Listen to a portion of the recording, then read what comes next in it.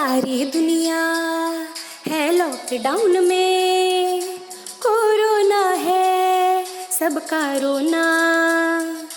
डरने वाली बात नहीं है, सावधानी हमको रखनी है। 1 मीटर की दूरी से ही बात है हम सबको करनी है। बच्चों आओ पढ़ो सभी, कोरोना से डरो नहीं।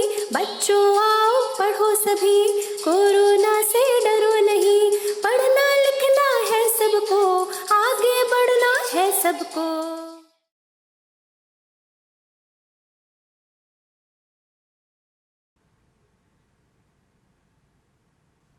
हेलो स्टूडेंट्स, मेरा नाम दिव्या जायसवाल है, रसायन विज्ञान प्रवक्ता AP Sen memorial girls inter college Lucknow से। स्टूडेंट्स, आज हम चैप्टर 2 की 4th क्लास करेंगे, बट आज की क्लास स्टार्ट करने से पहले एक रीकैप करेंगे कि हमने पिछली क्लास में क्या पढ़ा था। स्टूडेंट्स, पिछली क्लास में हमने अणुसंख्य गुणधर्म की डेफिनेशन करी और साथ ही साथ ये देखा कि अणुसंख्य गुणधर्म 4 होते हैं और ये 4 अणुसंख्य गुणधर्म हैं। जो पहला है वाष्पदाब का आपेक्षिक अवनमन, क्वथनांक का उन्नयन, हिमांक का अवनमन, और ये 3 कॉलिगेटिव प्रॉपर्टीज़ हम पिछली क्लास में पढ़ चुके हैं। और आज की क्लास स्टार्ट करेंगे हम परासरण दाब, उसके बाद हम पढ़ेंगे प्रतिलोम परासरण एवं जल शोधन, और लास्ट में पढ़ेंगे कि असामान्य मूलक द्रव्यमान तथा वैंट हाफ गुणक के बारे में। तो चलिए स्टूडेंट्स स्टार्ट करते हैं। और जब स्टार्ट करेंगे तो ज़रा एक बार फिर से अणुसंख्य गुणधर्म या कॉलिगेटिव प्रॉपर्टी की डेफिनेशन रिवाइज कर लेते हैं। ये वो गुण होते हैं जो विलयन में उपस्थित कुल कणों की संख्या तथा विलय कणों की संख्या के अनुपात पर निर्भर करते हैं, बट उनकी प्रकृति पे बिल्कुल भी निर्भर नहीं करते हैं। जैसा कि पहले बताया था, ये 4 अणुसंख्य गुणधर्म होते हैं। वाष्पदाब का आपेक्षिक अवनमन, जिसको पढ़ लिया है, न्यूमेरिकल भी प्रैक्टिस कर लिया है। दूसरा है क्वथनांक का उन्नयन, इसको भी पढ़ा था, न्यूमेरिकल भी प्रैक्टिस किया है। साथ ही साथ हिमांक का अवनमन भी पढ़ा था, न्यूमेरिकल भी कर चुके हैं। आज जो हमें पढ़ना है, जहाँ से हम स्टार्ट करेंगे, वो है परासरण दाब। तो स्टूडेंट्स, परासरण दाब के बारे में पढ़ने से पहले हम ये जानेंगे कि परासरण क्या होता है। स्टूडेंट्स, आपकी डे टू डे लाइफ से आपने देखा होगा कि जब कच्चे आमों का अचार डाला जाता है तो उसको नमकीन पानी में रखा जाता है, जिससे वो कच्चे आम थोड़े संकुचित हो जाते हैं। जो मुरझाए हुए फूल हैं, अगर उनको वापस से पानी में रखेंगे तो फिर से वो ताज़ा हो जाते हैं। किशमिश को अगर आप रात भर पानी में रखते हैं तो सुबह तक वो अंगूर के साइज़ की हो जाती है। स्टूडेंट्स, अगर आपने इन सभी घटनाओं में ऑब्जर्व किया होगा तो एक चीज़ कॉमन थी कि ये सभी पदार्थ एक प्रकार की झिल्ली से घिरे हुए हैं। ये झिल्लियाँ जो होती हैं वो प्राकृतिक भी होती हैं, जो प्लांट या एनिमल ओरिजिन की होती हैं, या फिर संश्लेषित होती हैं, जैसे कि सेलोफेन। इन झिल्लियों में छोटे छोटे से छिद्र होते हैं, जिसमें से केवल विलायक के अणु ही पास कर सकते हैं, विलय के अणु पास नहीं करते हैं। और इसी गुण के कारण इन झिल्लियों को हम semi permeable membrane, that is अर्ध पारगम्य झिल्ली कहा जाता है इनको।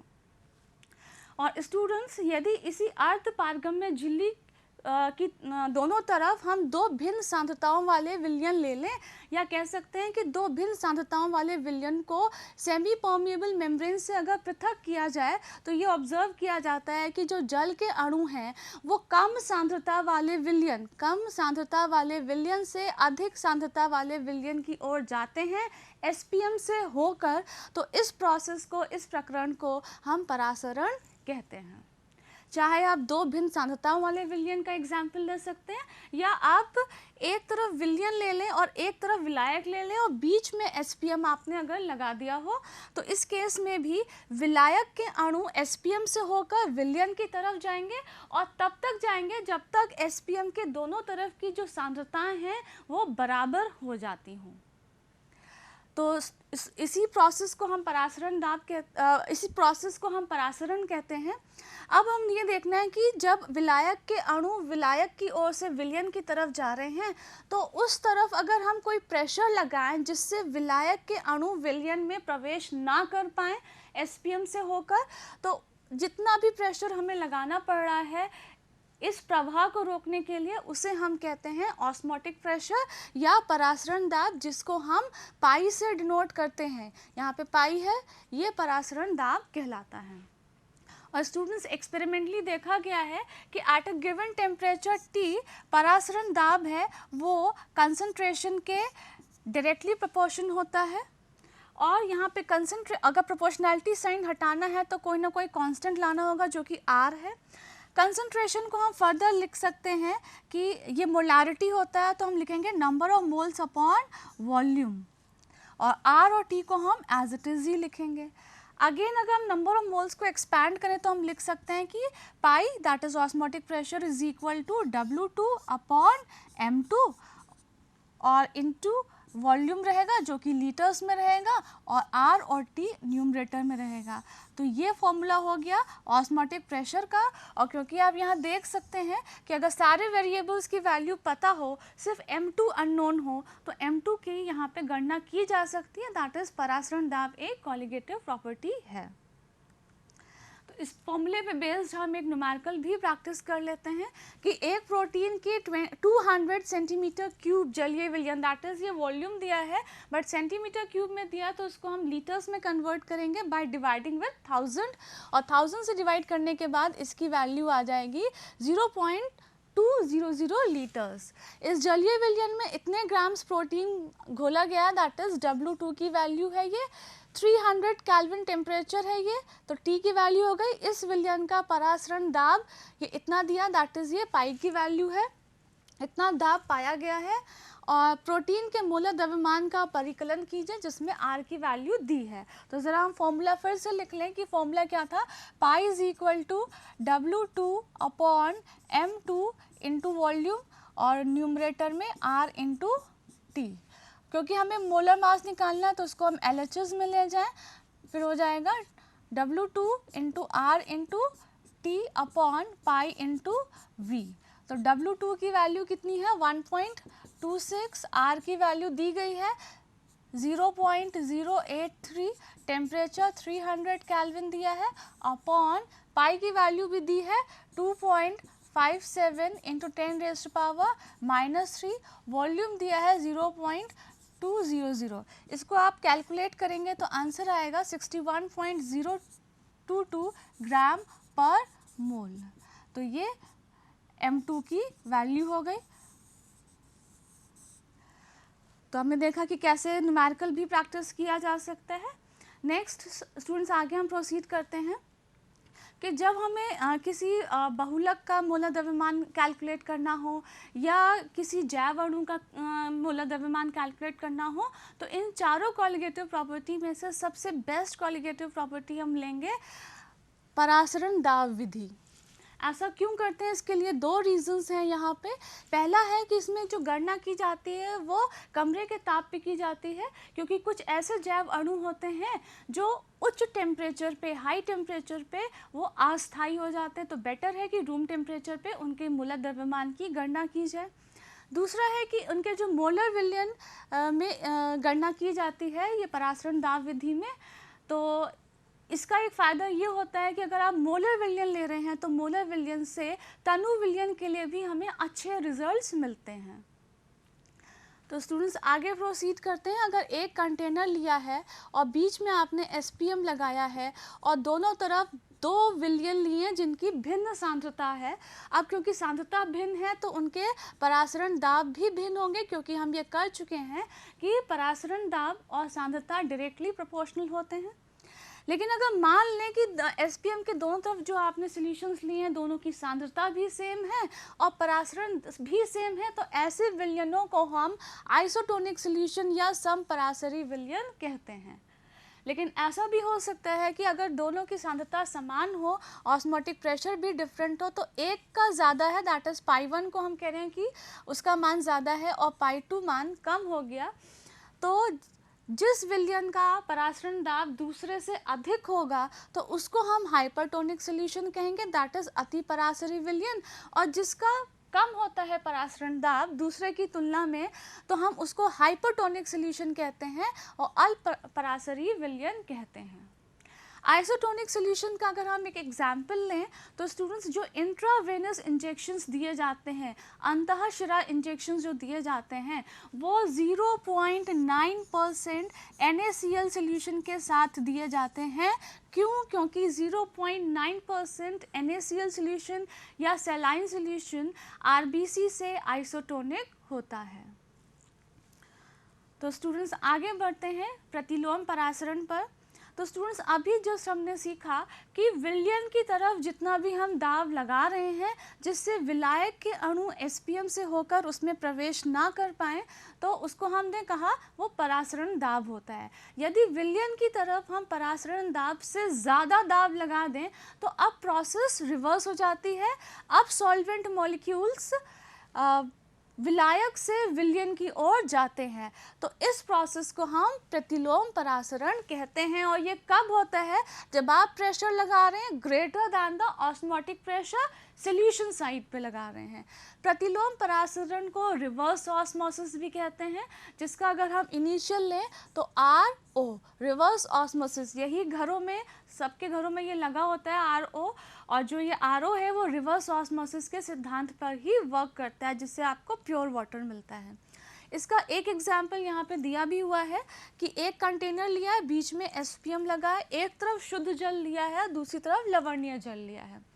तो अगर ये सिंपल प्रोसेस हो रही है तो ये शुद्ध जल के जो अणु हैं वो लवणीय जल में प्रवेश करेंगे थ्रू SPM, और तब तक प्रवेश करेंगे जब तक दोनों तरफ की सांद्रता बराबर ना हो जाए।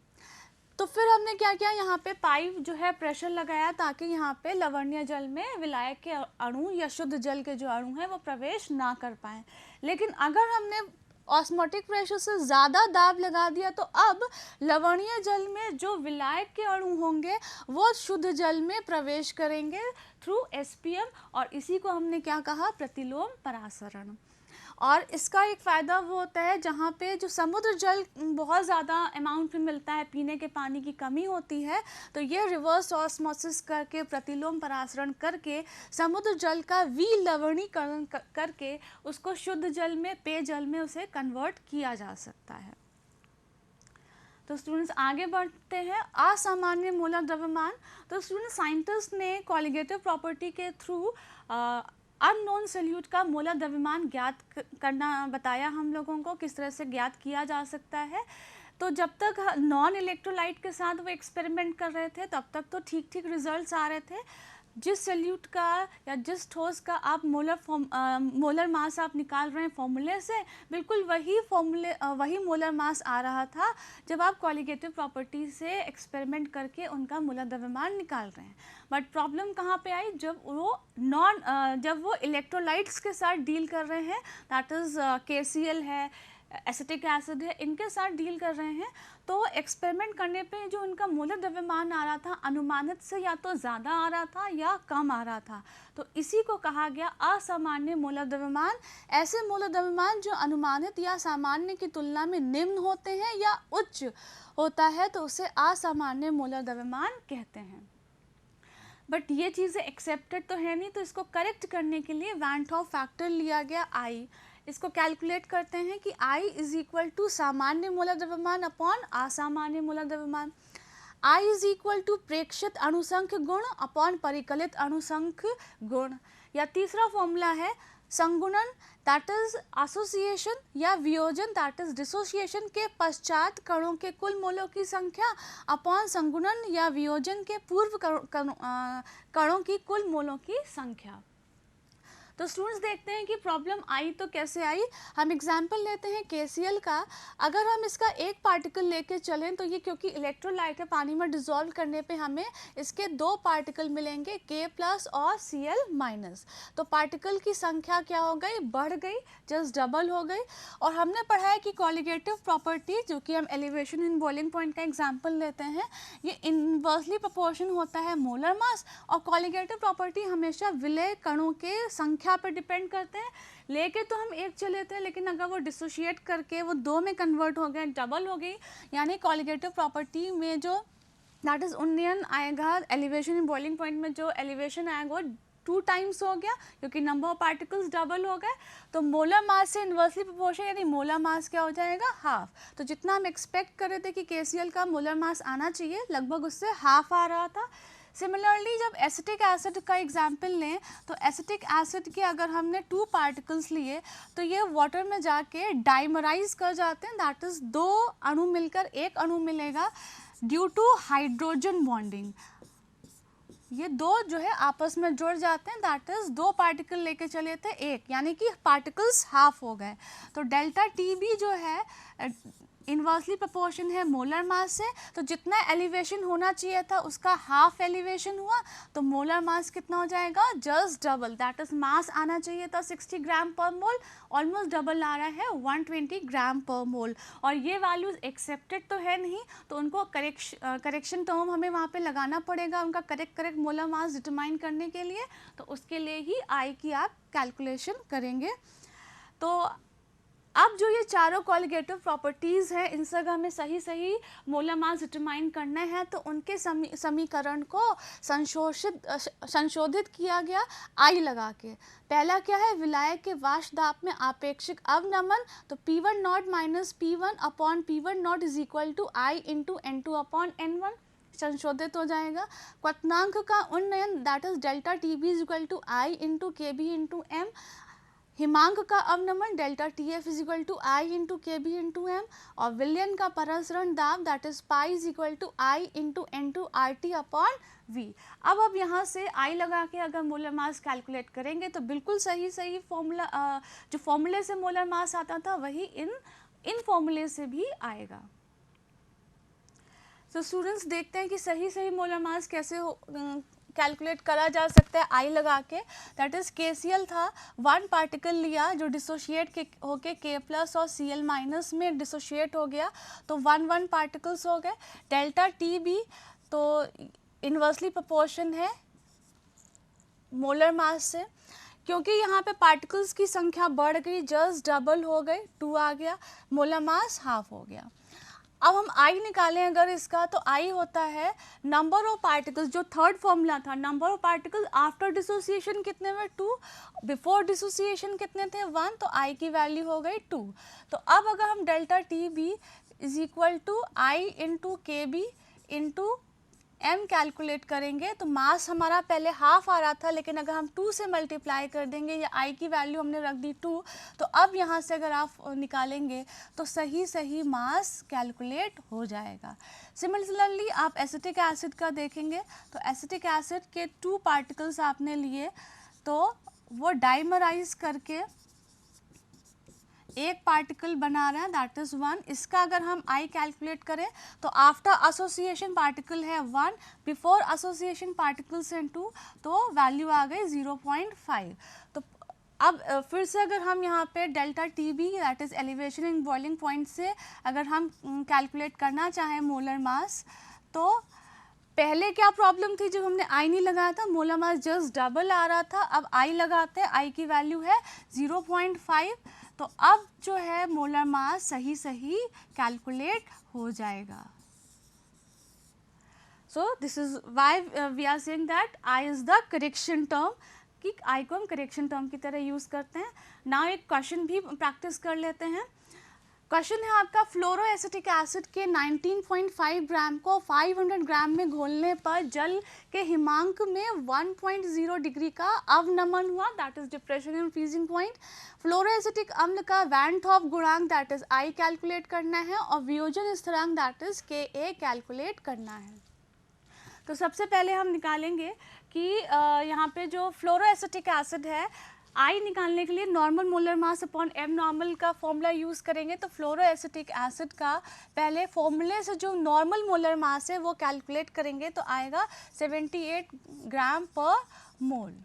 अब हम देखेंगे कि जो कॉलिगेटिव प्रॉपर्टी जब हमने आई नहीं लगाया है तब उससे क्या मोलर मास आएगा, ऑब्वियसली वो M नॉर्मल मोलर मास होगा। तो फॉर्मूला है delta TF is equal to KF into W2 upon M2 into W2 और यहाँ पे 1000। तो अगर हमें M2 कैलकुलेट करना है तो M2 को LHS में ले गए, बाकी सब जो है RHS में ले गए। और ये delta T F into W2। के एफ की वैल्यू, क्योंकि पता है कि वाटर है तो के एफ की वैल्यू होगी 1.86, W2 दिया गया है 19.5 ग्राम्स और ये 1000 अपॉन डेल्टा टी एफ दिया है कि 1 डिग्री का डिप्रेशन हुआ है फ्रीजिंग पॉइंट में, और W2 यहाँ पे W1 होगा, तो W1 हमारा लिया गया है 500 ग्राम्स। तो सॉल्व करने पे आंसर आ रहा है 72.54 ग्राम पर मोल। अब हम I कैलकुलेट कर लें। I होता है नॉर्मल मोलर मास अपॉन एब नॉर्मल मोलर मास।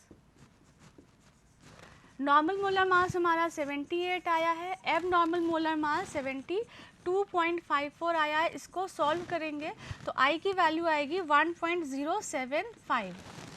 अब हम निकालेंगे अल्फ़ा कैलकुलेट करेंगे, क्योंकि हमें degree of dissociation that is वियोजन स्थिरांक के ए निकालना है, तो पहले हम अल्फ़ा निकालेंगे। वो फॉर्मूला होता है I-1 अपॉन n-1।